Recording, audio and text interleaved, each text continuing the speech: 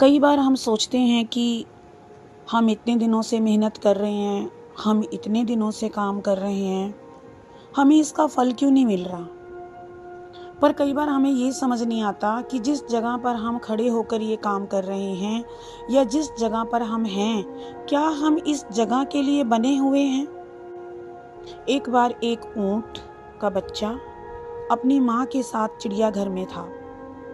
उसने अपनी माँ से कहा, माँ, ये हमारे शरीर में इतना बड़ा कुबड़ क्यों निकला हुआ है। माँ ने बोला, बेटा, हम रेगिस्तान में रहते हैं, रेगिस्तान में पानी की बहुत कमी होती है, तो जो ये हमारे शरीर का कुबड़ है, ये बहुत दिनों तक पानी को हमारे शरीर के अंदर स्टोर करके रखता है, ताकि अगर हमें रेगिस्तान में पानी ना मिले तो जो अंदर का स्टोर किया हुआ पानी है वो शरीर के अंदर की जरूरत पूरी कर ले।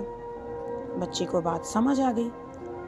उसने कहा, अच्छा माँ, एक और सवाल है, ये हमारे पैर इतने लंबे लंबे क्यों हैं। माँ ने कहा, चारों तरफ रेगिस्तान में रेत ही रेत होती है, बड़ा लंबा रास्ता होता है, दूर दूर तक हमें कोई मंजिल नजर नहीं आती, कोई शहर नहीं, कोई गांव नहीं, तो इतनी दूर जाने के लिए भगवान जी ने हमें लंबे लंबे पैर दिए हैं, बड़े बड़े पंजे दिए हैं। उसने कहा, ठीक है माँ, समझ आ गया, एक और सवाल है। माँ ने कहा, हाँ बोल। कहता, हमारी आंखों के आगे ये इतने बड़े बड़े बाल क्यों हैं।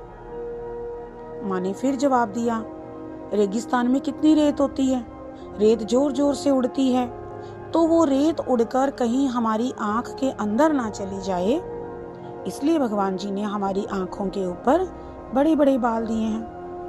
बच्चे को वो बात भी समझ आ गई। अब बच्चे ने चौथा सवाल किया।